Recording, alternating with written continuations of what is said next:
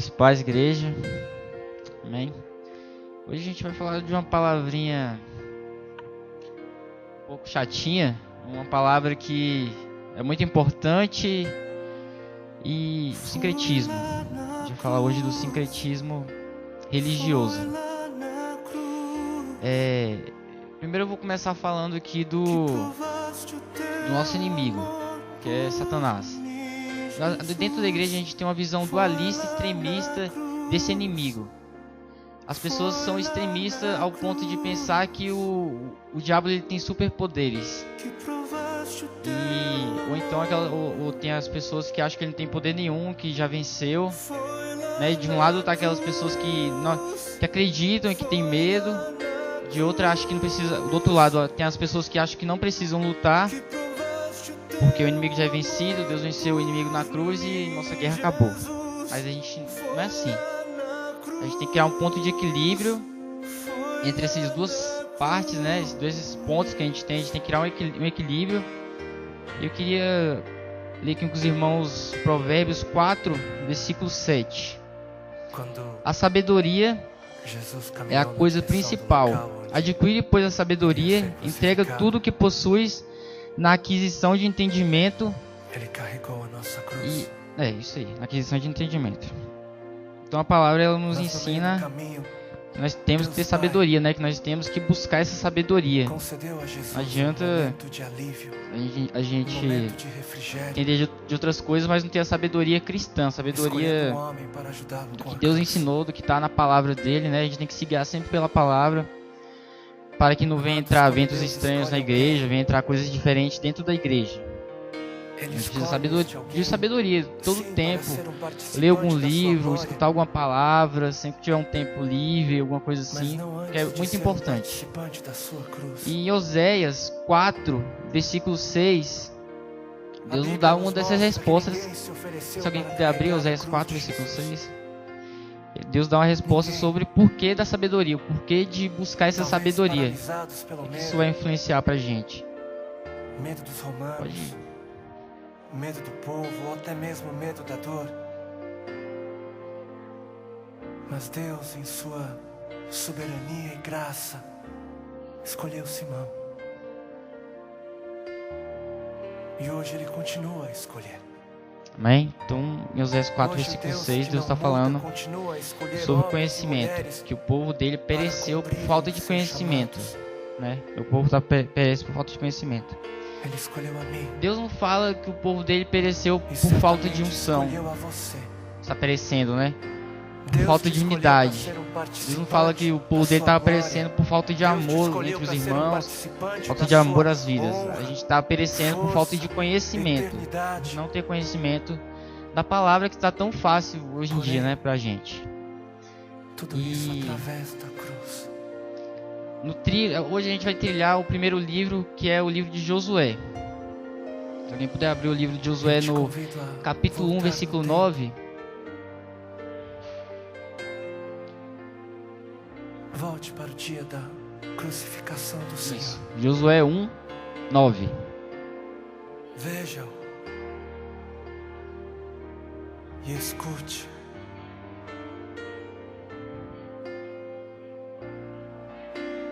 Quem carregará comigo a minha cruz? Por que Josué? Josué ele foi um líder que foi muito usado por Deus. Josué foi um líder que ele levou toda uma geração a cumprir, a ver, na verdade, uma promessa de Deus, né?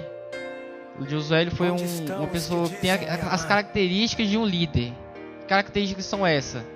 O chamado. Deus chamou Josué, né, igual tá falando aqui: não te mandei eu, esforça-te e tem bom ânimo, não pasmes, não te espantes, porque o Senhor teu Deus é contigo, por onde quer que andares, né? Josué 1, versículo 9. Então ele tinha um chamado, assim como cada um de nós hoje tem um chamado.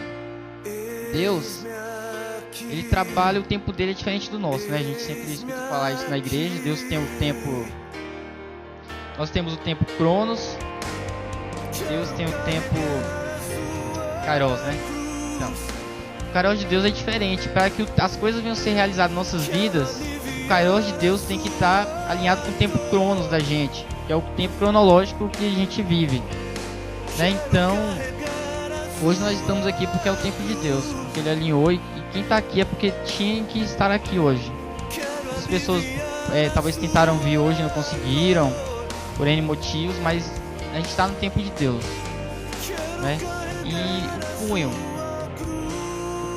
e os pés, o que são isso no corpo de Cristo?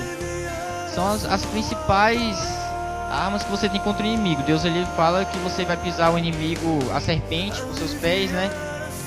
E nós estamos hoje aqui para aprender um pouco sobre como sondar esse inimigo. Só que o punho, ele não anda sozinho, sem o corpo. A gente é o corpo de Cristo e a gente precisa estar ligado. Não adianta nada você estar ligado a ter um punho, mas lançado fora. Ele é carne, apodrece e morre. Não adianta de nada ter o punho ou o seu pé para você pisar no inimigo. Tem que estar ligado ao corpo de Cristo. Então, primeiro característica do líder aqui, que foi Josué, foi o chamado. Ele tinha um chamado e ele cumpriu esse chamado. A segunda característica é conhecer o adversário. Josué, capítulo 2, versículo 1.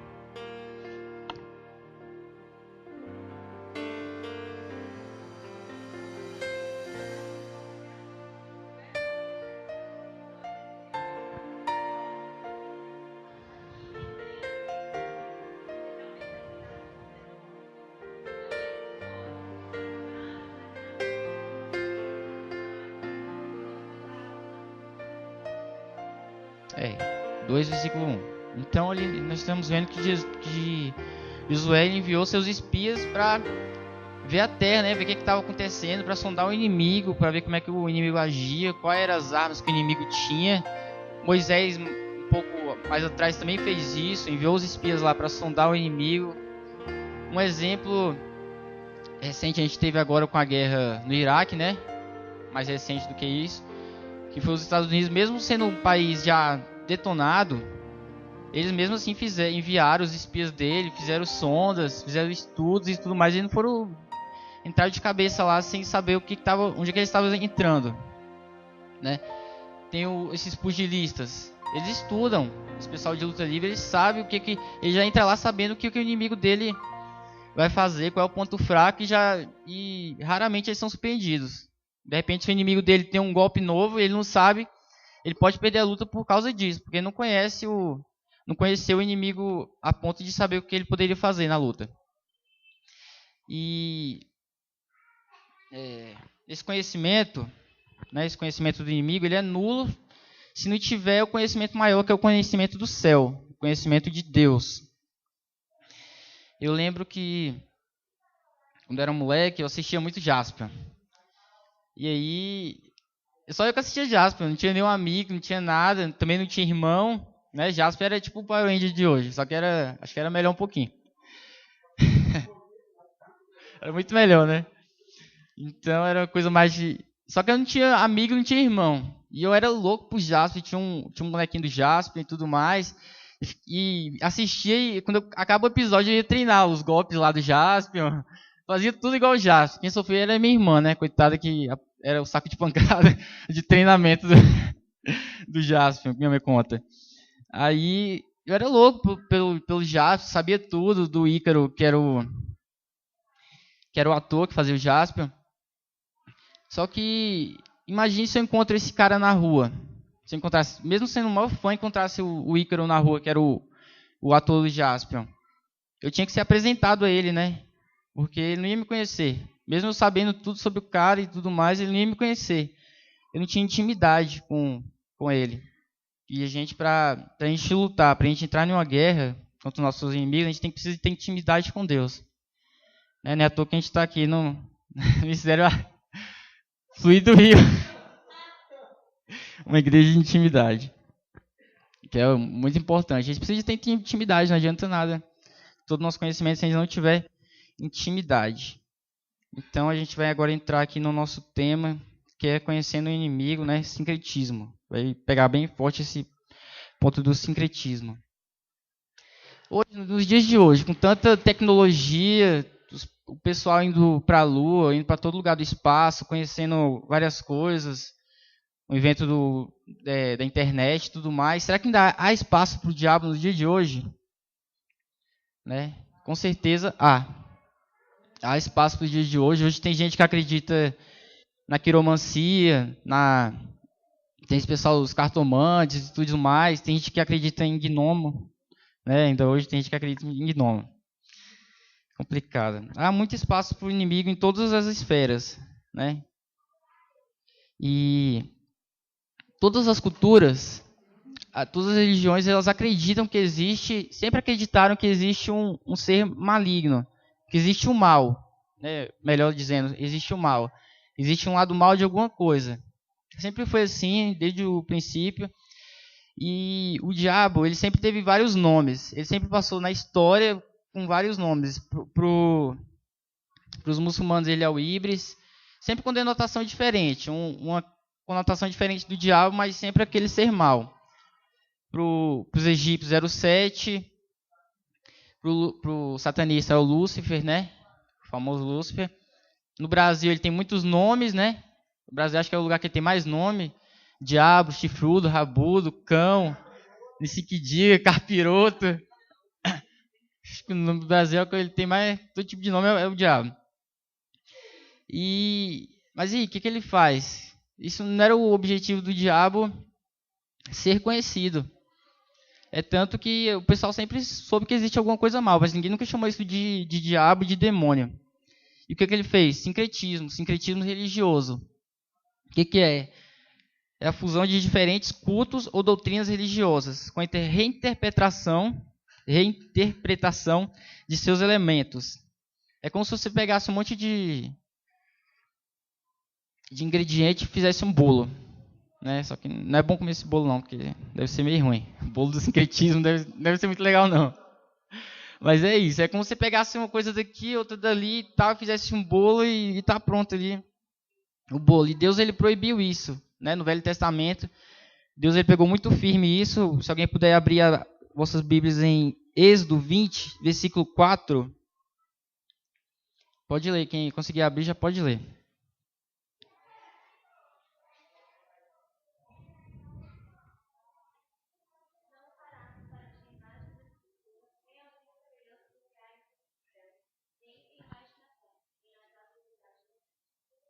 Amém? Então Deus ele sempre estava ali falando pro povo dele, né? Não vai fazer culto para outros deuses, não vai se juntar com outras, né? Deus ele sempre foi maioria, ele sempre avisou o povo, porque Deus sabia que isso era encrenca. Se você é natural, você junta um monte de gente em uma vila pequenininha com um monte de religião diferente, o pessoal vai acabar se juntando ali e vai inventar novos conceitos, novas características da religião, vai inventar uma nova religião, que é o que mais acontece hoje. A gente tem religião de tudo, tem gente para adorar todo tipo de coisa. E no Brasil isso é muito forte, né? Falando de Brasil, falando da gente aqui, no mundo inteiro tem muitos exemplos, mas falando da gente, isso é muito forte. Um exemplo que a gente tem são os negros, né? Os africanos que vieram com a sua religião. Isso é mais acentuado na Bahia, que a gente vê na TV, vê em todo lugar, que esse sincretismo é muito forte lá. Um exemplo disso aqui que eu dei uma estudadinha é o Templo de Eusébio, uma sociedade que mescla ciência, religião e filosofia. E, de acordo com Reginaldo Pandi, que ele foi o vencedor do prêmio, deixa eu ver o nome do prêmio aqui, Eurico Vanucci, que ele é um desses defensores dos negros, da cultura, né, negra afro-brasileira. E ele ganhou o prêmio, ele faz muitos livros e tudo mais. E em 2002 ele ganhou o prêmio e ele falou a seguinte frase, muito interessante a frase que ele falou aqui. Para se servir no Brasil, mesmo sendo escravo, e principalmente depois sendo negro livre, é indispensável, antes de mais nada, ser católico.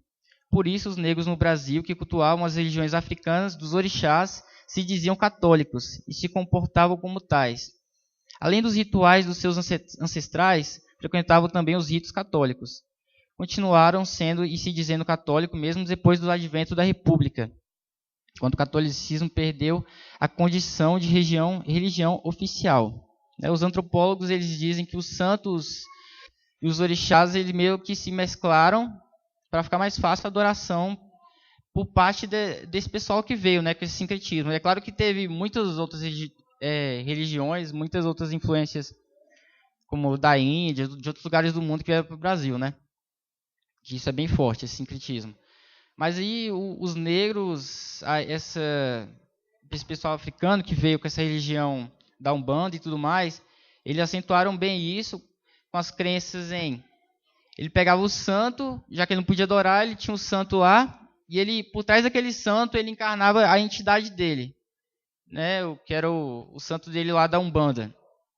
E isso é bem forte ainda hoje, né? Claro que todos esses santos aí já está encarnado alguma entidade por trás, algum nome diferente. Para eles é outra coisa diferente, para a gente é uma coisa, para o catolicismo é outra, e para eles é outra coisa.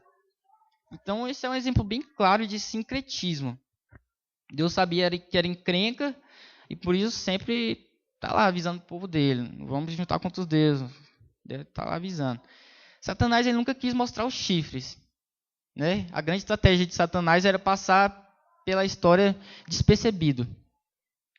Porque se você não tem um inimigo, se você não tem diabo, vai lutar contra o quê? Não é verdade? Se não existe diabo, não existe inimigo, você não tem contra o que lutar, é tudo paz. Então a estratégia dele era passar despercebido. Desapercebido. Eu escutava isso muito na igrejinha lá que eu frequentava. Desapercebido. E essa era a grande estratégia dele. Ninguém sabia que ele tinha chifre, ninguém sabia a forma de Satanás ali até antes de Jesus, né? Parece engraçado, foi tantos anos, 7.000 anos, 8.000 anos, ninguém sabia como que ele era. Só no Novo Testamento que Jesus veio e falou. Tem chifre, é o pai da mentira, homicida, é o dragão, besta, serpente, como a gente vê ali em Apocalipse. E ele não queria que isso acontecesse, ele queria passar justamente fazendo esse sincretismo assim como ele sempre fez. A gente vai voltar um pouquinho agora na história 7.000 anos e vamos recuar até a Mesopotâmia. Alguém já ouviu aqui falar na Mesopotâmia? Né? Mesopotâmia é uma região entre rios, né? O significado dela é entre rios e é literalmente uma região que estava situada entre rios, entre o rio Tigres e Eufrates. E a Mesopotâmia ela sempre foi uma terra muito cobiçada, porque se ela está entre rios, logo ela é uma terra fértil. Eles chamam de crescente fértil. E naquele tempo, tudo que era precioso era cobiçado, tinha guerra e tudo mais. Com a Mesopotâmia não foi diferente. Ela foi habitada pelos sumérios, pelos arcádios, pelos babilônios, assírios, neobabilônios, entre outros. E o que esse pessoal criou ali? O que eles pensavam sobre o diabo, já que não existia diabo? E qual foi a estratégia de Satanás naquela época? Ele criava os semideuses, não. Só os deuses. Ele encarnava em deuses. Para eles tudo era Deus. Se Deus estava com mau humor, Deus mandava tsunami, catástrofe, doença. Se ele estava de bom humor, a colheita era boa.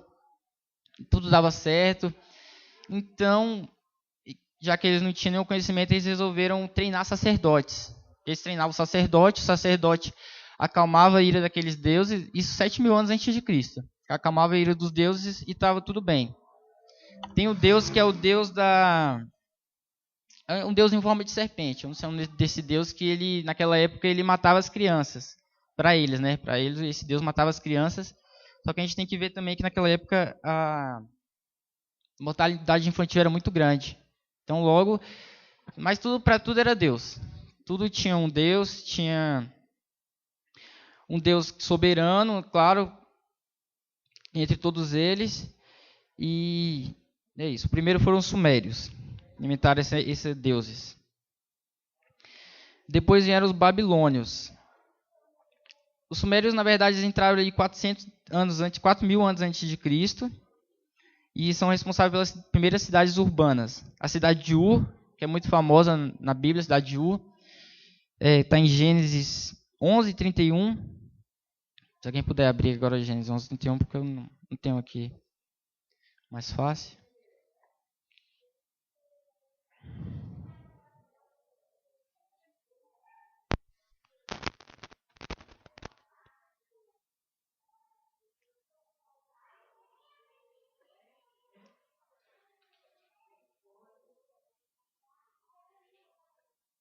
Amém? Pode ler.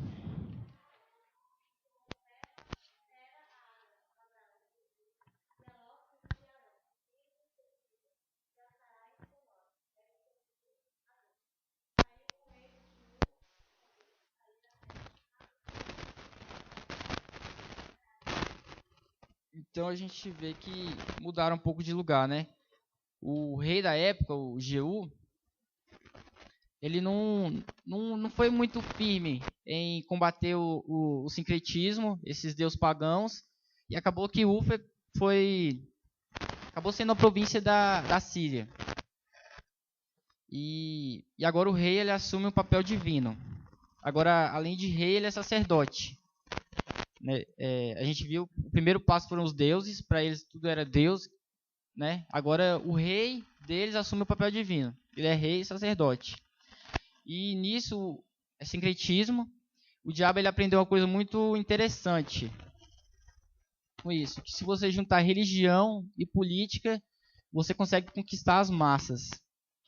E isso ele usa até hoje. Ele nunca mais parou de usar essa estratégia. Eles tinham as festas específicas para cada demônio, cada entidade, né? Hoje o satanismo também tem essas festas, que são 5 durante o ano. Alguém sabe quais são essas festas? São 5 festas destinadas a entidades. As 5 maiores entidades deles. A nível mundial. Bem, na verdade elas são festas cultuando demônios. Isso. A mais famosa é o Sábado Negro, né? O Sábado Negro, que é o Black Sabbath. Olha, eles criaram nessa época a festa por Deus Astarote, Asmodeus, Leviatã, Beelzebub, e essa que é a mais famosa, que acontece agora no 31 de outubro, né? Tá bem pertinho, que é o Black Sabbath, que é a mais importante para os satanistas. E foi criado bem antigo, já 2330 a.C. E logo depois vieram os semideuses. Primeiro vieram os sacerdotes, prestam culto aos deuses, são demônios. Depois, o rei já faz o papel de sacerdote. E agora vieram os semideuses, que está ali em Gênesis 6, versículo 4. Alguém já pode abrir em Gênesis 6, versículo 4. Outra pessoa pode abrir em Números 13, versículo 33. E alguém abre em 2 Timóteo, capítulo 21, versículo 22. Isso.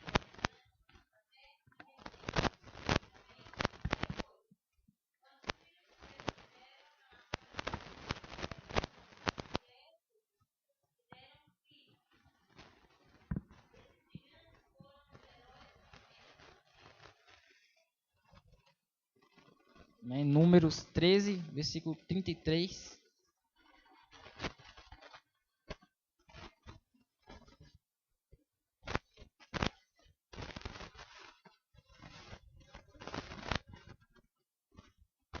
Amém. E a gente está vendo falar sempre do mesmo assunto. E agora tem mais Samuel, versículo 21, capítulo 21, versículo 22. 2 Samuel, capítulo 21, versículo 22. Que é o que está falando bem claro sobre esses semideuses aí que eu estou relatando agora. 2 Samuel, capítulo 21, versículo 22.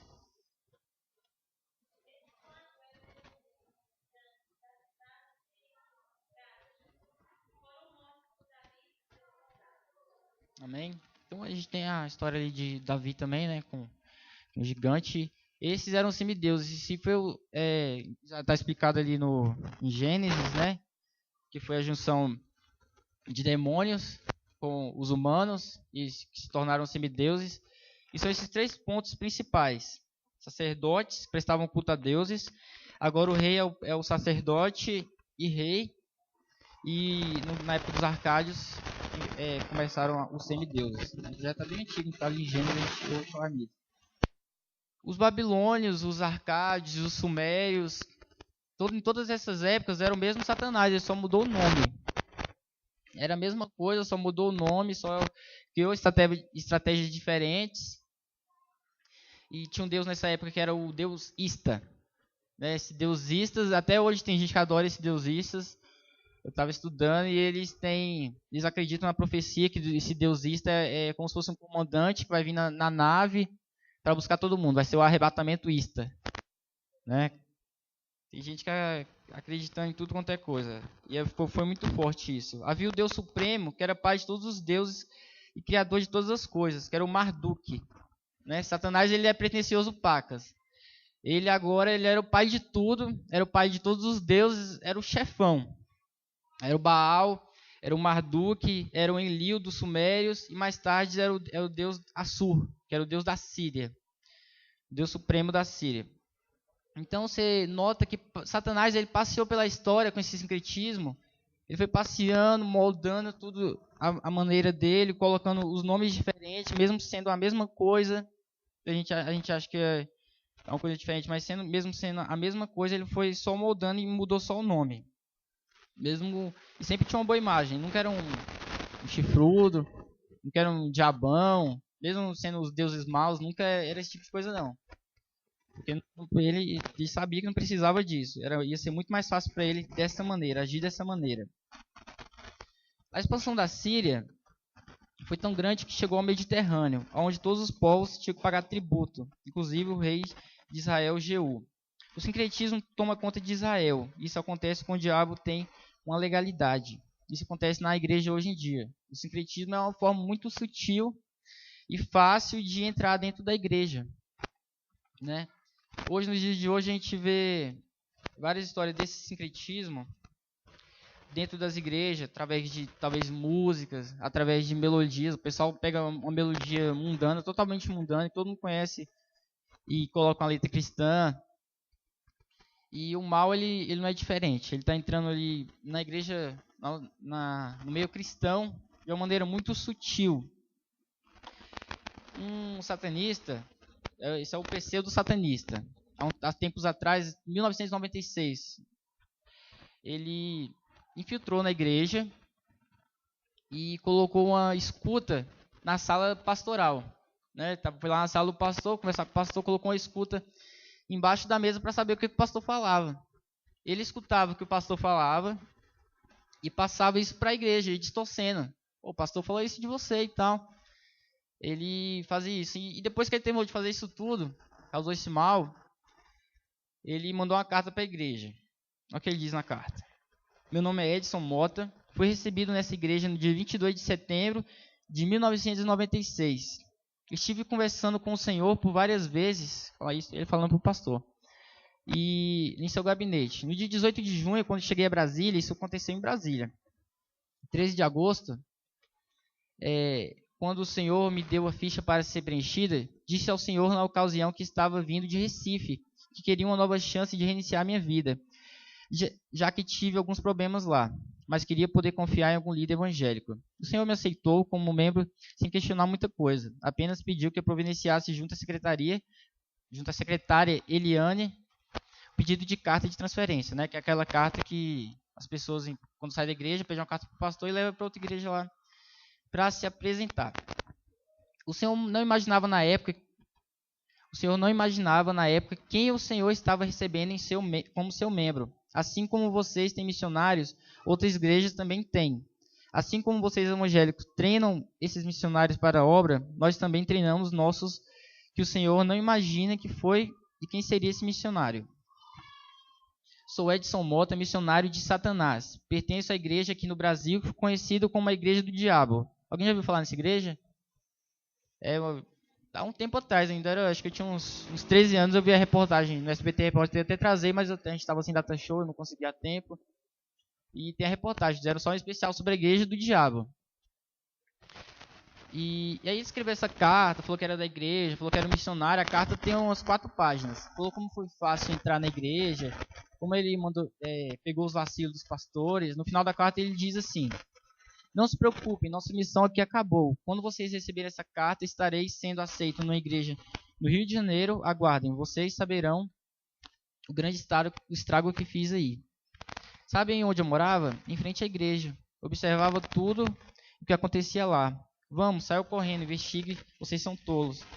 E ali ele termina a carta, falando, Edson Mota, missionário. Então, tem essa igreja do diabo, a igreja, só que eles servem ao diabo. Eles não têm uma aliança com o diabo. Eles adoram o diabo, assim como muitas outras religiões diferentes. Essa religiosidade que a gente tem hoje.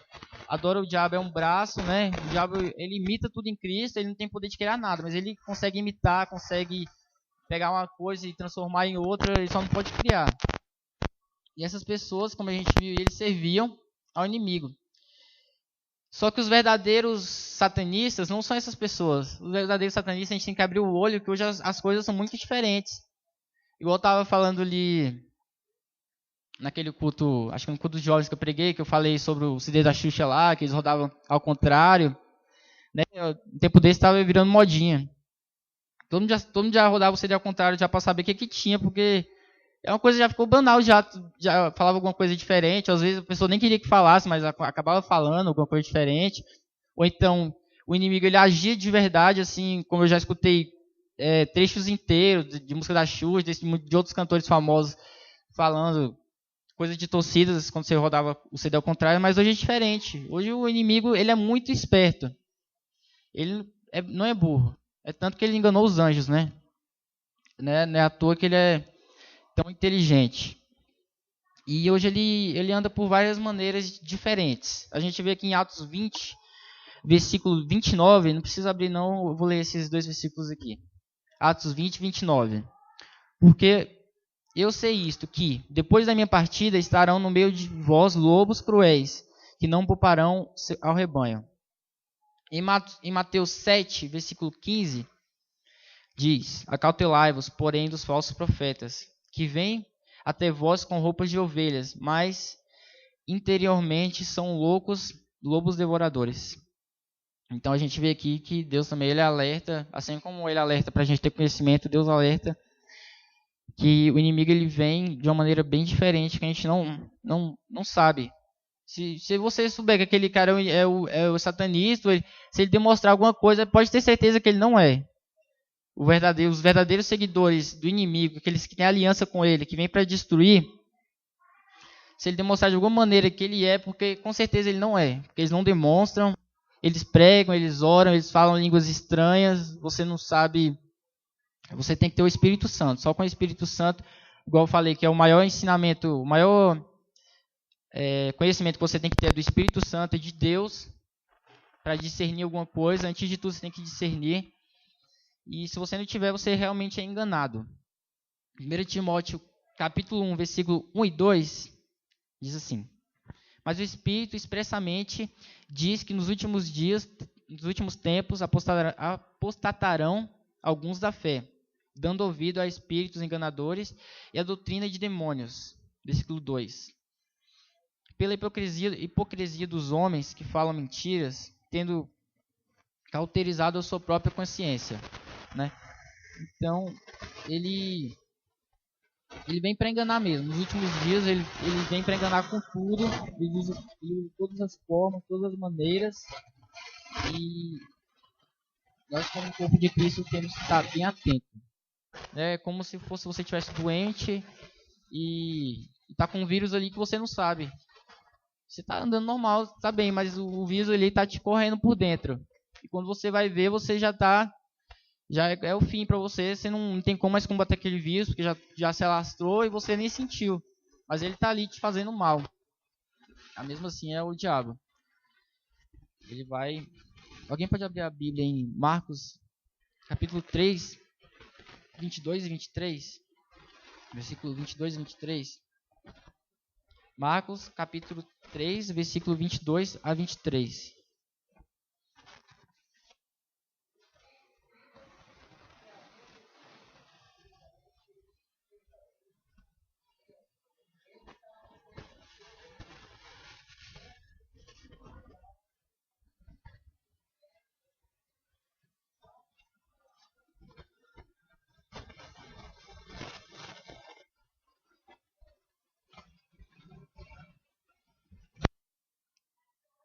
Amém?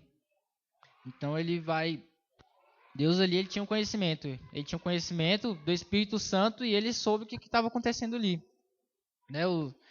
Quem expeliu sabia o que ele tinha, quem era o maioral, quem era o chefe. E ele faz, só que o inimigo, ele, como eu falei, ele é inteligente.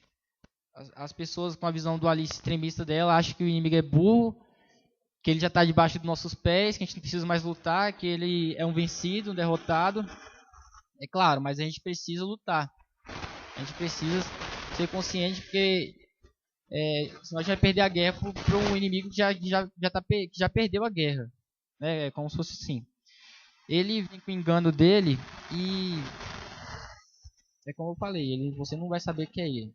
É como você pegar sua nota de dólar, colocar sua imagem do Mickey e você levar para um doleiro.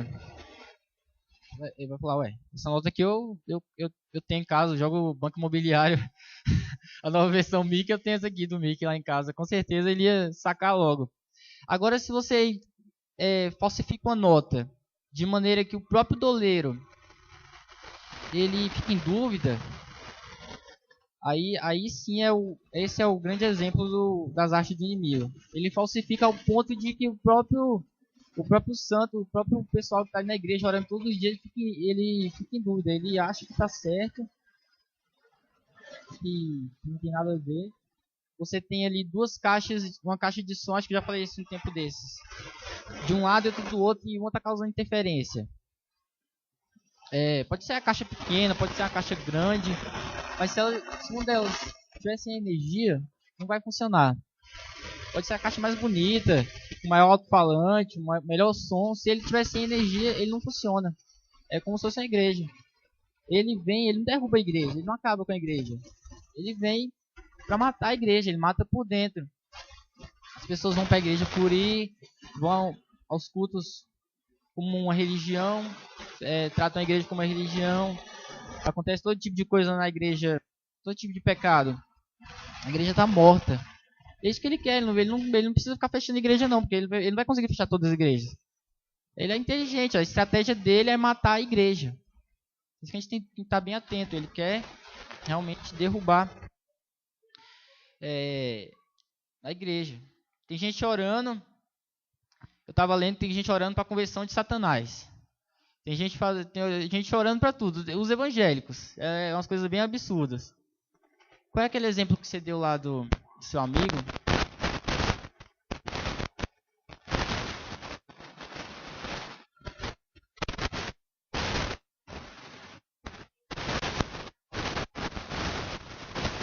Tá vendo? É uma coisa bem esdrúxula mesmo. A gente acha assim que é brincadeira, que não, mas isso é muito bobo, isso não acontece. Mas acontece, ele achou que se batizasse em nome da avó que já morreu, ela seria salva, né? Ele ia sair do inferno e ia voltar para o céu, uma coisa bem louca mesmo. Mas acontece. É como a gente querer orar para explodir o inferno. Né? Na Bíblia está falando, ele conta toda a história e tudo que está ali na palavra de Deus vai se cumprir. Mas senão, se fosse fácil assim, a gente criava a campanha, explosão do inferno. Né? A campanha de 7 dias, 7 semanas, a explosão do inferno. E a gente tem que estar bem atento para esse sincretismo. Eu falei um pouco aqui da história, do diabo na história, né? O que isso acontece hoje em dia, em que isso nos atinge nos dias de hoje. E é isso, a gente tem que ficar bem atento para não deixar esse sincretismo entrar de forma alguma, não se deixar levar por pessoas que vêm te entregar profecia, porque é o que mais acontece, né? Você vai ganhar um carro, você vai ganhar uma casa, eu tô vendo a chave, e você vai atrás da pessoa, e a pessoa é muito abençoada, e ela está sempre profetizando, sempre falando uma coisa diferente. Você tem que ter o Espírito Santo. Isso é de Deus? Consulta o Espírito Santo, sonda, sabe? Procura conhecimento, procura na palavra, vê se o que essa pessoa fala condiz com o que está na palavra de Deus. Não precisa estar em mais nenhum outro lugar, não. Se ela estiver na palavra, se você viu que aquilo ali é certo, que foi um mandamento de Deus, alguma coisa assim, tá certo, não precisa se preocupar. Mas a gente tem que buscar mais, ler mais. Mesmo talvez a gente que não tenha um hábito de ler, escuta. Hoje tem muitos livros. Sempre que eu estou no carro, sozinho, quando eu vou para o trabalho eu volto. Eu estou escutando algum livro em áudio, que é muito mais fácil. Hoje as coisas estão tudo na internet, tudo em MP3, tudo em áudio. Você pode colocar no som, baixar e colocar no CD. A gente tem que buscar conhecimento de todas as formas. E o maior conhecimento, como eu falei, é o conhecimento do céu.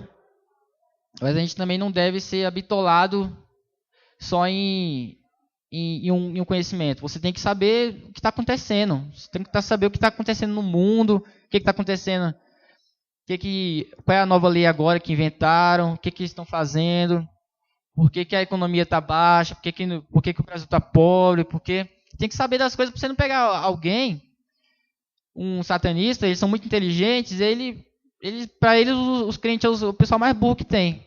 Os cristãos é o pessoal que é habitolado na palavra de Deus e não sabe nada. Você tem que saber, você tem que buscar conhecimento em todas as esferas. E principalmente conhecimento do céu. Amém? Então era isso que eu queria passar para vocês hoje. Esse é um primeiro tópico de uma palavra bem grande, que ela fala reconstrução do altar. Mas é o sincretismo, para que fique bem gravado esse sincretismo, né? A gente tem que realmente abolir esse sincretismo nas nossas vidas e estar de olhos bem abertos. Então era isso. Amém.